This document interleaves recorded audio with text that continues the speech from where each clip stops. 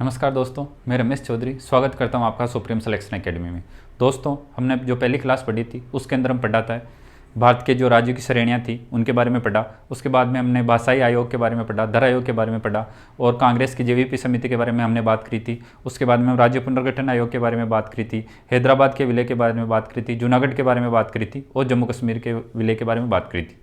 आज हम पढ़ने वाले हैं कि जो पांडिचेरी है, दमनदीप है, दादर नागर हवेली है, गोवा है, सिक्किम है, उनके विलय के बारे में आज हम बात करने वाले हैं। तो सबसे पहले हम बात करेंगे पांडिचेरी। जब हम पांडिचेरी की बात करते हैं तो पांडिचेरी कौन से देश का उपनिवेश था? तो वो फ्रांस का उपनिवेश था। कौन से देश का उपनिवेश था? वो फ्रांस का उपनिवेश था। उपनिवेश का मतलब है कि जिस प्रकार भारत की बात करें तो वहाँ पर ब्रिटेन का था। ब्रिटेन ने स्वतंत्रता हमें 1947 में दे दी थी, परंतु कुछ देश थे जो लगातार अभी भी भारत में बने हुए थे, टिके हुए थे, तो उसके अंदर आता है फ्रांस के अलावा अब आगे हम पांडिचेरी की भी बात करेंगे। तो जो पांडिचेरी था उस पर किस देश का शासन था या किस देश का उपनिवेश था? तो वो था फ्रांस। फिर यदि हम आगे बात करें कि फ्रांस उपनिवेश था तो उन्होंने 1 नवंबर 1954 के अंदर भारत को नियंत्रण दे दिया गया। किसका नियंत्रण दे दिया गया? पांडिचेरी जो राज्य था उसका नियंत्रण भारत को दे दिया गया। कब दे दिया गया था? 1954 में दे दिया गया। उसके बाद 1962 के अंदर जो फ्रांस की संसद थी उसने ऑफिशियली या कानूनी रूप से जो पांडिचेरी है उसको भारत को सौंप दिया गया था। कब? 1962 के अंदर। तो पांडिचेरी के विलय की बात करें तो इसके अंदर सबसे पहले क्वेश्चन आता है कि किस देश का उपनिवेश था? तो वो फ्रांस का उपनिवेश था। उसके बाद कि किस मतलब नियंत्रण कब आया भारत से? 1954 के अंदर भारत को नियंत्रण दे दिया। उसके बाद ये कब संसद ने उसको अनुसमर्थन कब दिया? संसद ने कब उसको कानूनी रूप से मान्यता दी? तो वो 1962 के अंदर फ्रांस की संसद ने कानूनी मान्यता दी। इसके अलावा हम बात करें तो कई बार ज्योग्राफी की दृष्टि से कई क्वेश्चन पूछा जाता है कि पांडिचेरी के अंदर कितने जिले हैं? तो पांडिचेरी के अंदर 4 जिले हैं। कितने जिले? 4 जिले। पर यदि हम भौगोलिक दृष्टि से बात करें तो ये जिले 3 राज्यों के अंदर फैले हुए हैं। कितने राज्यों के अंदर फैले हुए? 3 राज्यों के अंदर। तो एग्जाम में क्वेश्चन आता है भारत का कौन सा केंद्र शासित प्रदेश 3 राज्यों के अंदर फैला हुआ है? तो वो कौन सा केंद्र शासित प्रदेश है? वो पांडिचेरी है। इसके अलावा बात करते हैं कि कौन कौन से राज्य में कौन कौन से थे। तो 4 जिले थे, एक खुद पांडिचेरी। उसके बाद हम बात करें कराईकल, तो ये पार्ट थे तमिलनाडु के। कहाँ के पार्ट थे? तमिलनाडु के पार्ट थे। कौन कौन से?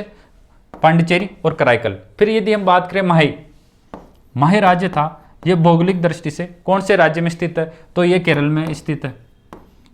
कौन से राज्य में स्थित है? केरल में स्थित है। फिर हम येनम की बात करें तो येनम कहाँ पे स्थित है? ये आंध्र प्रदेश में स्थित है। तो एग्जाम में कई बार क्वेश्चन आया हुआ है और बार बार आया हुआ है कि भौगोलिक दृष्टि से कौन सा राज्य कौन सा केंद्र शासित प्रदेश 3 राज्यों में फैला हुआ है? तो कौन कौन से हैं? पांडिचेरी है। कौन कौन से राज्य में फैला हुआ है? ये कई बार क्वेश्चन आता है। तो तमिलनाडु है, आंध्र प्रदेश है और केरल है। क्या है? तमिलनाडु और आंध्र प्रदेश और केरल। टाक क्या है? टाक है। क्या है? टाक। क्या है? टाक।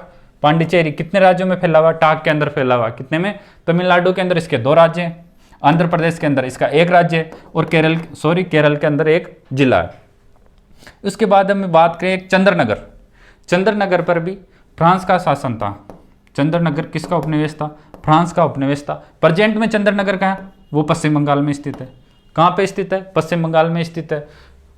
19 जून 1946 को, कब? 19 जून 1946 को चंद्रनगर को भारत को सौंप दिया। किसने? फ्रांस ने। तो इस प्रकार हम देख सकते हैं जो फ्रांस के उपनिवेश थे उनको हम देख सकते हैं। फिर भारत सरकार ने 1962 में पांडिचेरी को, आगे देखेंगे 14 संविधान संशोधन के तहत पांडिचेरी को भारत का केंद्र शासित प्रदेश बनाया गया। अब हम आगे बात करें तो पुर्तगाल की हम बात करते हैं। जब पुर्तगाल की बात करते हैं तो इसके अंदर आता है कि पुर्तगाल के अंदर कौन कौन से क्षेत्र पर पुर्तगाल का शासन था? तो उसके लिए 3 क्षेत्र आते हैं। 3 कौन कौन से हैं? उसके अंदर हम बात करते हैं दादर नागर हवेली की बात कर लेते हैं, हम दमन-दीव की बात कर लेते हैं और गोवा की बात कर लेते हैं। 3 है। किसका शासन है? पुर्तगाल का शासन है 3 स्थान पर, दादर नागर हवेली, दमन-दीव और गोवा। तो हम सबसे पहले देखते हैं दादर नागर हवेली। यहाँ की बात करें तो 21 जुलाई 1954 यहाँ पर क्रांतिकारियों ने उपद्रव कर दिया। क्रांतिकारियों ने आज़ाद करवाने की कोशिश करी और 21 जुलाई से 2 अगस्त तक, कब तक, 21 जुलाई से 2 अगस्त तक यहाँ पर विद्रोह वगैरह चले। उसके बाद भारत को आज़ाद, इसको 1954 में दादर नागर हवेली को आज़ाद कर दिया गया। किसने? पुर्तगाल ने। पुर्तगाल की एक चीज़ बात करें तो भारत के अंदर आने वाला जो सबसे पहला देश था व्यापार की दृष्टि से, तो वो कौन था? पुर्तगाल। कि पुर्तगाल कैसे था? हम बात करते हैं वास्को डिगामा। वास्को डिगामा वो सब भारत आया था, वो किस देश का था? वो पुर्तगाल का था। किस देश का था? पुर्तगाल का था। तो भारत में आने वाला सबसे पहले उपनिवेश, सबसे पहले आने वाले कौन थे? पुर्तगाल। और सबसे लास्ट में जाने वाले भी कौन है? पुर्तगाल। कब गए? 1962 के अंदर गए। कब गए? 1962 के अंदर गए। उसके लिए इसने कई प्रयत्न किए। 1951 के अंदर पुर्तगाल अंतर्राष्ट्रीय न्यायालय में जाता है। कहाँ पे जाता है? अंतर्राष्ट्रीय न्यायालय में जाता है। अपनी दलीलें पेश करता है कि हमें भारत वाले भगा रहे हैं वहाँ से, या वहाँ पर अनैतिकता कर रहे हैं हमारे साथ। इस प्रकार वो वहाँ पर न्यायालय में पेश करता है। परंतु 1960 के अंदर यहाँ पर अंतर्राष्ट्रीय न्यायालय में पुर्तगाल अपना केस हार जाता है। उसके बाद पुर्तगाल 1960 के अंदर यूएनओ के अंदर जाता है, संयुक्त राष्ट्र महासभा के अंदर जाता है। वहाँ पर भी दलीलें देता है कि किस प्रकार भारत उनके साथ कर रहा है। वहाँ पर भी हार जाता है। फिर उसके बाद भारत सरकार ने एक फैसला लिया कि ऐसे तो पुर्तगाली भागने वाले हैं नहीं, ढीठ बंदे हैं, तो इनको लाते, वो कहते हैं लातों का भूत बातों से नहीं मानता। तो इस प्रकार पुर्तगाल थे, ब्रिटेन चला गया, फ्रांस वाले चले गए, और ये अभी तक लातों के भूत बातों से मनाना था।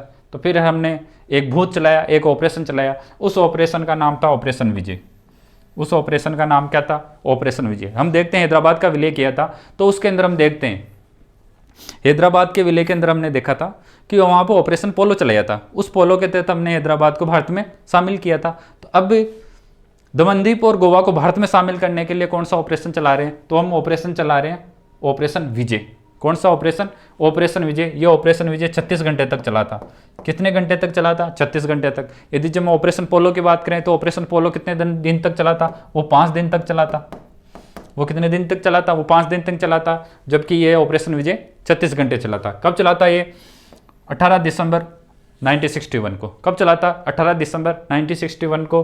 और कब तक चला? 19 दिसंबर 1961 तक चला। इसके तहत पुर्तगाल ने समर्पण कर दिया और दमनदीप और गोवा भारत के हिस्से हो गए। इस प्रकार ये पुर्तगाल के बारे में, जो पुर्तगाल जहाँ उपनिवेश था उसके बारे में एग्जाम में कई बार क्वेश्चन आता है और कन्फ्यूजन करते हैं।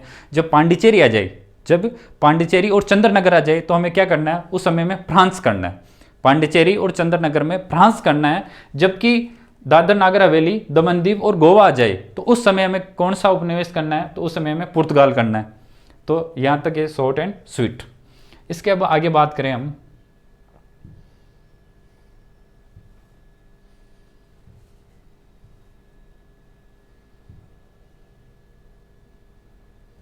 सिक्किम के विलय के बारे में बात करते हैं। सिक्किम क्या थी? एक रियासत थी। सिक्किम क्या थी? एक रियासत थी। इस रियासत ने 1947 में भारत के साथ एक समझौता किया और उसके भारत ने इसको एक संरक्षित राज्य बना। क्या माना इसको? अपना एक संरक्षित राज्य माना। संरक्षित यानी प्रोटेक्ट, मतलब आपका प्रोटेक्ट करने के लिए हम हैं। भारत ने इसको बोल दिया कि आप स्वतंत्र हो और आपको यदि कोई आपके ऊपर कुछ घटनाक्रम होता है तो आपको सुरक्षित करने के लिए हम हैं। इसके लिए 3 विषय भारत को सौंप दिए गए। 3 विषय में था विदेश, आप किसी भी विदेश से डायरेक्ट बात नहीं करोगे, हमारी मध्यस्थता से बातचीत करेंगे। रक्षा, आपका डिफेंस हम देखेंगे आपके ऊपर यदि कोई भी हमला करता है तो जिम्मेदारी हमारी होगी, हम लेते हैं। और आपके संचार यदि आप जो भी कम्युनिकेशन है चीज़ें वो हम यहाँ पर करने वाले हैं। यहाँ पर वंश कौन सा था? तो यहाँ पर चोंग्याल वंश था। कौन सा वंश था? एग्जाम में कई बार क्वेश्चन आया हुआ है कि सिक्किम के अंदर कौन से वंश का शासन था? तो वहाँ पर सीधा बात है, चोंग्याल वंश का शासन था। सबसे पहले 1947 के अंदर सिक्किम को एक सुरक्षित राज्य बनाया गया, प्रोटेक्ट राज्य बनाया गया। उसके बाद में हम बात करते हैं 35वां संविधान संशोधन 1974। कब? 35वां संविधान संशोधन 1974। इसके अंदर सिक्किम को एक शहर राज्य बनाया गया। जब हम आर्टिकल 2 पढ़ते हैं, कौन सा? आर्टिकल 2 पढ़ते हैं, उसके अंदर हम पढ़ते हैं कि भारत में नए राज्य का प्रवेश, क्या बोलते हैं? नए राज्य का प्रवेश, नए राज्य की स्थापना। ये कौन से आर्टिकल के तहत करते हैं? आर्टिकल 2 के तहत। इसी के अंदर 35वां संविधान संशोधन के तहत 2A जोड़ा गया। कौन सा जोड़ा गया? 2A जोड़ा गया, और उसके अंदर बताया गया कि भारत का सह राज्य, क्या राज्य है? सह राज्य। कौन? सिक्किम। इस सह राज्य के तहत यहां पर क्या किया? यहां पर संविधान संशोधन किया। यहां पर क्या किया? संविधान संशोधन किया। कहां पे? सिक्किम के अंदर। और संविधान संशोधन के तहत उनके लिख दिए कि भाई आप जनमत संग्रह करवाओ, जनमत संग्रह से अपन किसी देश में शामिल हो सकते हैं। उसके बाद यहां पर जनमत संग्रह करवाया जाता, और जनमत संग्रह होने के बाद यहां पर भारत में सिक्किम को शामिल कर दिया गया। उसके बाद नया संविधान संशोधन हुआ, 36वां संविधान संशोधन। कौन सा? 36वां संविधान संशोधन 1975। सिक्किम को पूर्ण राज्य का दर्जा दिया गया। एग्जाम में कई बार क्वेश्चन आता है, सिक्किम को पूर्ण राज्य का दर्जा किससे दिया? 36। किससे? 36 का आंकड़ा चला तब हमने इसको पूर्ण राज्य का दर्जा दिया। कौन सा आंकड़ा चला? 36 का आंकड़ा चला तब हमने पूर्ण राज्य का दर्जा दिया। सह राज्य का दर्जा हमने कब दिया? 35वां संविधान संशोधन। सह राज्य का दर्जा 35वां संशोधन, पूर्ण राज्य का दर्जा 36वां संविधान संशोधन। ये चीज आपको क्लियर रहना चाहिए। सुरक्षित राज्य का दर्जा कब दिया? 1947। आज़ाद होते ही हमने इसको सुरक्षित राज्य का दर्जा दिया। फिर उसके बाद में हम 74 के अंदर इसको सह राज्य का दर्जा दिया। फिर उसके बाद में 75 इसको हमने पूर्ण राज्य का दर्जा दिया। क्या दिया? इसके बाद हमने पूर्ण राज्य का दर्जा दिया। इस प्रकार हम सिक्किम के विलय के बारे में बात कर सकते। आगे हम महत्वपूर्ण जो संविधान संशोधन हुए राज्यों को शामिल लेकर, राज्यों के नाम को लेकर, वो हम पढ़ने वाले हैं।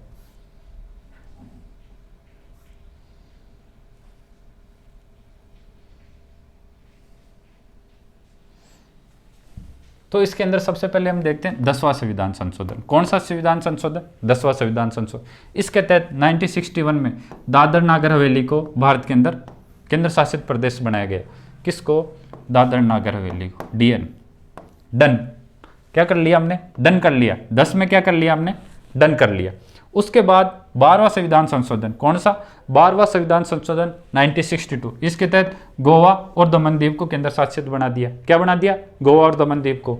तो आप कर सकते हो डन। डन कर दिया किसको? GD वालों को। डन कर दिया किसको? GD वालों को। फिर उसके बाद हम बात करते हैं 13वां संविधान संशोधन। कौन सा? 13वां। जब हम 13वां संविधान संशोधन की बात करें तो यहाँ पर हम कौन सा राज्य बनाया? नागालैंड बनाया। कौन सा बनाया? नागालैंड बनाया। फिर उसके बाद में 14वां संविधान संशोधन के हमने पांडिचेरी पढ़ा। पांडिचेरी फ्रांस से आज़ाद करवाया, कानूनी रूप से मान्यता मिली। उसके बाद हमने पांडिचेरी को भारत का केंद्र शासित बनाया। कौन सा? 14वां संविधान संशोधन। एग्जाम में कई बार क्वेश्चन आते हैं, समझने की कोशिश कीजिए। एग्जाम में कई बार क्वेश्चन आते हैं और डायरेक्ट यहीं से क्वेश्चन आता है। क्या आएगा कि 10वां संविधान संशोधन क्या है, 12वां क्या है, 13वां क्या है और 14वां क्या है। तो सीधी सी फंडा है याद करने का कि डन कर दो। कई बार आप कंफ्यूज होते हो ना कि कौन सा केंद्र, गोवा कब मिला है, दमन दीव कब मिला है। तो आपको क्या करना है? डन करना है। सबसे पहले तो आपको क्या करना है? 10 के अंदर डन करना है। 10 के अंदर क्या करना है? डन करना है। उसके बाद 12 के अंदर क्या करना है आपको? 12 के अंदर GD में जाना है, GD वाली भर्ती में जाना है। 10 के अंदर आपने 10 साल के थे तब डन कर लिया कि 12 के अंदर आपको GD वाली भर्ती में जाना है। 13 के अंदर क्या करना आपको?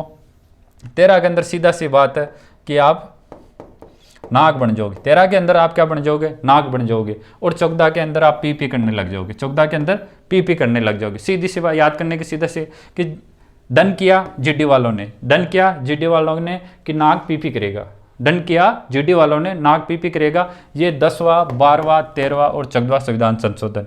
उसके बाद हम कुछ और संविधान संशोधन है उनके बारे में बात कर लेते हैं। तो इसके अंदर एक 18वां संविधान संशोधन। कौन कौन सा? आगे बात कर लेते हैं 18वां संविधान संशोधन। उसके बाद हम बात कर लेते हैं 22वां संविधान संशोधन और 27वां संविधान संशोधन। तो सबसे पहले हम जब 18 की बात करते हैं तो 18 के अंदर यहां पर होता है पंजाब, हरियाणा और चंडीगढ़ की संविधान संशोधन के तहत बनाए गए। 18वां संविधान संशोधन के तहत बने। फिर उसके बाद में आता है 22वां संविधान संशोधन। मेघालय राज्य को, जो मेघालय राज्य पूर्वोत्तर भारत का एक राज्य है, उस मेघालय राज्य को स्वायत्त राज्य का दर्जा दिया गया। किसका दर्जा दिया गया? स्वायत्त राज्य का दर्जा दिया गया। एग्जाम में कई बार क्वेश्चन आता है, मेघालय राज्य को स्वायत्त राज्य का दर्जा किस संविधान संशोधन के तहत दिया गया है? तो 22वां संविधान संशोधन के तहत मेघालय को स्वायत्त राज्य का दर्जा दिया गया है। उसके बाद हम बात कर लेते हैं 27वां संविधान संशोधन। 27वां संविधान संशोधन के अंदर हम बात करते हैं त्रिपुरा, मणिपुर और मेघालय, 3 राज्यों की स्थापना की गई। 27 में कितने राज्यों की स्थापना की गई? 3। 3 का 3 कितना होता है? 27। 3 का 3 कितना होता है? 27। तो 3 राज्य कौन से थे? त्रिपुरा था, मणिपुर था और मेघालय था। मेघालय को स्वायत्त राज्य का दर्जा कब दिया गया? 22 में। स्वायत्त राज्य का दर्जा कब दिया गया? 22 में। और पूर्ण राज्य का दर्जा कब दिया गया? 27 के अंदर। कब दिया गया? 27 के अंदर। यदि हम 18वें संविधान संशोधन की बात करें तो ये 1966 में था। 18वां कब था? 1966 में था। फिर 22वां कब था? 1967 में था। ये कब था? 22वां कब था? 1967 में। फिर उसके बाद में हम 27वें की बात करते हैं तो ये था 1971 में। कब था? 1971 में। तो हमने आर्टिकल कौन कौन से पढ़ लिए? हमने 10 पढ़ लिया। सॉरी, संविधान संशोधन हमने 10वां संविधान संशोधन पढ़ लिया, हमने 12वां पढ़ लिया, हमने 13वां पढ़ लिया, हमने 14वां पढ़ लिया, हमने 18वां पढ़ लिया, हमने 22वां पढ़ लिया, हमने 27वां पढ़ लिया। इसके अलावा भी और कोई बचे हैं? बिल्कुल, इसके अलावा भी बचे हुए हैं, उनको हम पढ़ने की कोशिश करते हैं, याद करने की भी कोशिश करेंगे। और अब 3 बचे हुए हैं। 3 की बात करें तो वो 3 राज्य हैं। सबसे पहले 53वां संविधान संशोधन 1986 के अंदर मिजोरम, कौन सा? 53वां संविधान संशोधन के तहत मिजोरम को भारत का राज्य बनाया गया। उसके बाद 55वां संविधान संशोधन 1987 में अरुणाचल प्रदेश को, किसको? अरुणाचल प्रदेश को। 55 में अरुणाचल प्रदेश को एक राज्य का दर्जा दिया गया। उसके बाद 56 के अंदर गोवा को, कौन सा राज्य? गोवा को अंदर। फिर आप बोलोगे सर कंफ्यूज होते हैं, क्या करें? तो बस नॉर्मल सी बात है, मजा आता है। क्या आता है? मजा आता है जब अरुण गोवा जाता है। अरुण गोवा जाने का शौकीन था तो मजा आता है जब अरुण गोवा जाता है। मजा कब आता है? मजा आता है जब अरुण गोवा जाता है। तो 53 इसके अंदर कौन है? मिजोरम। अरुण कहाँ गया? गोवा गया। तो 55। फिर उसके बाद में 56। तो ये एक चीज़ें याद कर सकते हो आसानी से। उसके अलावा हम आगे बात करें तो ये राज्यों, अब आप क्वेश्चन पूछोगे कि सर क्या सभी राज्यों को भारत में आने के लिए शामिल करने के संविधान संशोधन करने पड़ते हैं? तो इसका आंसर है नहीं, सभी राज्यों को भारत में शामिल करने के संविधान संशोधन नहीं करना पड़ता है। तो फिर ये संविधान संशोधन क्यों किए गए? तो इन संविधान संशोधन करने का कारण यह था कि इनको विशेष राज्यों का दर्जा दिया गया, विशेष अलग राज्य बनाने के लिए इनको संविधान संशोधन का दर्जा दिया गया। अब हम आगे बात करते हैं कि आगे जितने भी राज्य भारत के अंदर शामिल हुए हैं उन राज्यों के बारे में, कि 14 राज्य तो हमने ये देख लिया था कि राज्य पुनर्गठन आयोग की सिफारिश के अंदर हमने राज्य बना दिए, 6 केंद्र शासित बना दिए। उसके बाद हम देखते हैं कि उनमें से जो केंद्र शासित प्रदेश बनाए गए थे उनमें से कुछ राज्य केंद्र शासित प्रदेश, मतलब राज्य के केंद्र शासित प्रदेश को राज्य के रूप में बना दिया और कई अन्य राज्यों का गठन किया गया। तो इसके लिए एक शानदार सी ट्रिक है, छोटी सी ट्रिक है, उसके माध्यम से याद करोगे तो सभी 28 राज्य आपको याद हो जाएंगे। उसके लिए आपको क्या करना है, एक छोटी सी ट्रिक है, अगेन। क्या याद करना है? अगेन हरी। एक दोस्त है मेरा हरी, वो अगेन हरी क्या हो गया? HM बन गया, हेडमास्टर बन गया। अगेन यानी वापस, हरी HM बन गया, हेडमास्टर बन गया। तो उसने MTS का मोबाइल लेके आया। तो वो क्या लेके आया? MTS का मोबाइल लेके आया। अभी तक यहाँ थे। चकदुआ राज्य कौन था? चकदुआ राज्य आंध्र प्रदेश। उसके बाद में अगेन जी का मतलब है गुजरात। कौन सा राज्य? गुजरात। गुजरात किस राज्य से अलग हुआ? गुजरात राज्य अलग होता बंबई से। कौन से प्रांत से अलग होता? बंबई से अलग होता। कौन सा? गुजरात। फिर उसके बाद में हम अभी देखा था 13वां संविधान संशोधन, नागालैंड। ये कब होता है? गुजरात होता है 1960 के अंदर। फिर उसके बाद में नागालैंड। तो नागालैंड की बात करें तो ये कब बनाया गया? ये 1963 के अंदर। फिर उसके बाद में हरी से हरियाणा। हरी से क्या, हरियाणा। ये कब बना गया, 1966 के अंदर। याद रख, 60, 63 और 66, 60, 63 और 66। इसके बाद में वापस एच हिमाचल प्रदेश। कौन सा, हिमाचल प्रदेश। ये कब बनाया गया, 1969 के अंदर। याद करने का बहुत अच्छा तरीका है। 60 3 जोड़ो, 63 में 3 जोड़ो, 64 में 3 जोड़ो, 69। 60, 63, 66, 69। गुजरात, नागालैंड, हरियाणा और फिर हमने बना दिया हिमाचल प्रदेश। उसके बाद में हम बनाते हैं मिजोरम, मेघालय। कौन सा, मेघालय, मणिपुर, त्रिपुरा और सिक्किम।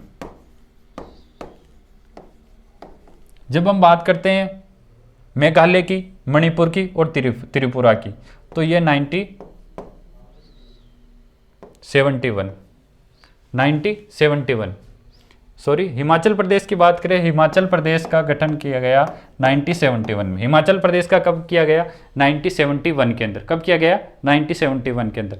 3 राज्यों का गठन फिर मणिपुर, त्रिपुरा और मेघालय, इनका किया जाता है 72 के अंदर। कब किया जाता है, 72 के अंदर। सिक्किम हमने अभी देखा था, 36वां संविधान संशोधन 1975।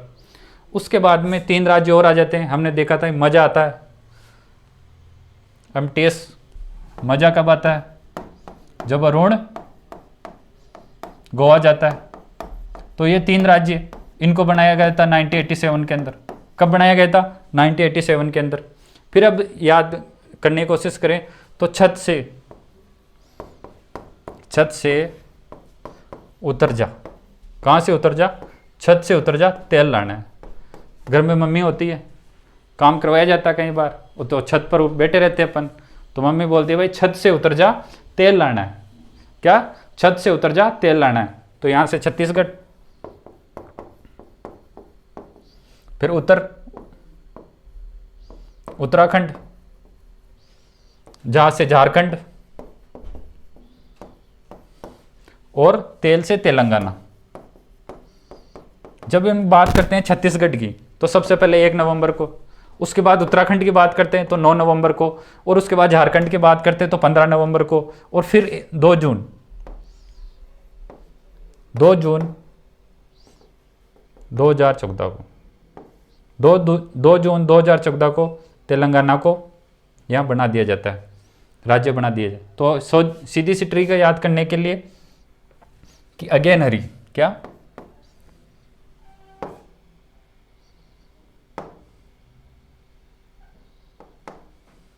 अगेन हरी एचएम बना दिया। अगेन हरी को क्या बना दिया हमने, एचएम बना दिया। तो ये MTS का मोबाइल लाया। तो ये क्या लाया, MTS का मोबाइल लाया। मज़ा आ जाता है जब अरुण गोवा जाता है। फिर उसके बाद में छत से उतर जा, तेल लाना है। अगेन हरी एचएम बन गया, अगेन हरी एचएम बन गया। तो MTS का मोबाइल लाया, मार्ट साहब बन गया, हेडमास्टर बन गए। तो क्या लाए, MTS का मोबाइल लाए। और मज़ा आता है जब अरुण गोवा जाता है। उसके बाद में छत से उतर जा, तेल लाना। सबसे पहले 1953 भाषा के आधार पर पहला राज्य बना। फिर गुजरात 1960 के अंदर, हरियाणा 1966 के अंदर, फिर उसके बाद में हिमाचल 1971 के अंदर, फिर मेघालय, मणिपुर और मिजोरम, मेघालय, मणिपुर और त्रिपुरा 1972, सिक्किम 1975, उसके बाद के अंदर 3 राज्य मिजोरम, अरुणाचल प्रदेश और गोवा 1987, फिर उसके बाद में 3 राज्य और जो 2000 के अंदर शामिल होते हैं, फिर एक तेलंगाना लास्ट के अंदर। तो समझ गए 53। कई बार क्वेश्चन आया हुआ कि राज्यों का गठन किस प्रकार किया गया, इनके क्रम, कई बार क्रम पूछा जाता है। तो हमें एक छोटी सी ट्रिक के माध्यम से इन चीज़ों को याद कर सकते हैं। कैसे, अगेन हरी, क्या याद करने की कोशिश, अगेन हरी एचएम बन गया। अगेन हरी क्या बन गया, अगेन हरी एचएम बन गया। MTS का मोबाइल लाया, क्या लाया, MTS का मोबाइल लाया। मजा आ गया, अरुण गोवा गया, छत से उतर जा, तेल लाना। तो इस प्रकार हमने राज्यों के जो गठन है उसको क्रम को याद करने की कोशिश की। तो इस प्रकार आप हमारे से बने रहिए। याद करने के लिए पॉलिटी में आपको बहुत अच्छी तरीके से सभी आर्टिकल को एकदम से याद करवा दिया जाएगा, दिमाग में खोपड़ी में सेट कर दिया जाएगा। यदि पॉलिटी को खोपड़ी में सेट करना है, याद करना है, सिलेक्शन लेना है तो सुप्रीम सिलेक्शन ज्वाइन कीजिए। इसी प्रकार एंजॉय लेने के लिए जुड़े रहिए और आगे के लिए क्लास बहुत जल्द आने वाली है। Thank you so much.